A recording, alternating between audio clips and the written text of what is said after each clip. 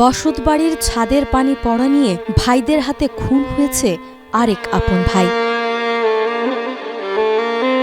চাঞ্চল্যকর এই ঘটনাটি ঘটেছে গোপালগঞ্জের কোটালীপাড়ায়। বাবার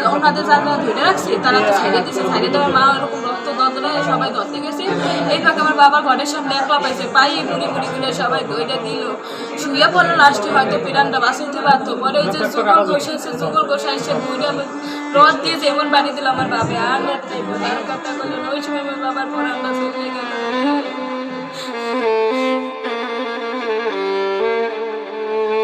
স্থানীয় সূত্রে জানা যায়, কোটালীপাড়ার মৃত সুধীর ঘোষের ছেলে আনন্দ ঘোষের সঙ্গে তার ভাই গৌরাঙ্গ ঘোষ, কালা ঘোষ ও যুগল ঘোষের দীর্ঘদিন ধরে ছাদের পানি পড়া নিয়ে বিরোধ চলছিল। ঘটনার দিন রাতে বৃষ্টির পানি নিয়ে ফের কথা কাটাকাটি হয়। যে বাপ ভাড়া করছে, এই বাপ ভাড়া জানি ওরা পায়, ওরা বুঝবে যে বাপ ভাড়া করা কত কষ্ট, কত বাপ ডাক থেকে বঞ্চিত করছে।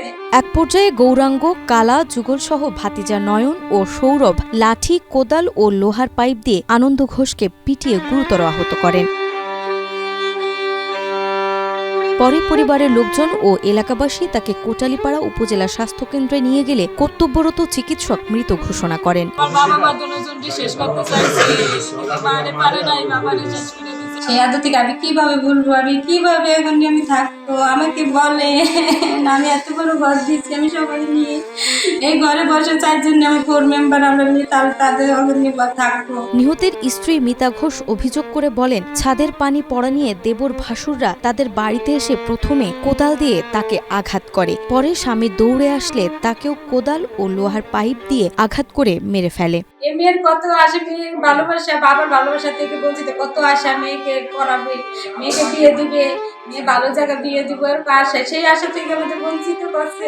নিহতের স্কুল পড়ুয়া মেয়ে অথৈ ঘোষ কান্না জড়িত কণ্ঠে জানায়, বাবা তাকে নার্স বানাতে চেয়েছিলেন, সেই স্বপ্ন আর পূরণ হবে না। কাকা ও কাকাতো ভাইরা মিলে তার বাবাকে হত্যা করেছে। পিতা হারানো সন্তান তাদের ফাঁসির দাবি জানায়। আর বাবাকে যে হত্যা করেছে তার আমরা বিচার চাই। স্থানীয়রা জানান, ঘটনার পর থেকেই অভিযুক্তরা পলাতক রয়েছে। তুচ্ছ একটি বিষয় নিয়ে প্রাণঘাতীর ঘটনায় এলাকা জুড়ে নেমে এসেছে শোকের ছায়া। নাজমা, মাই টিভি।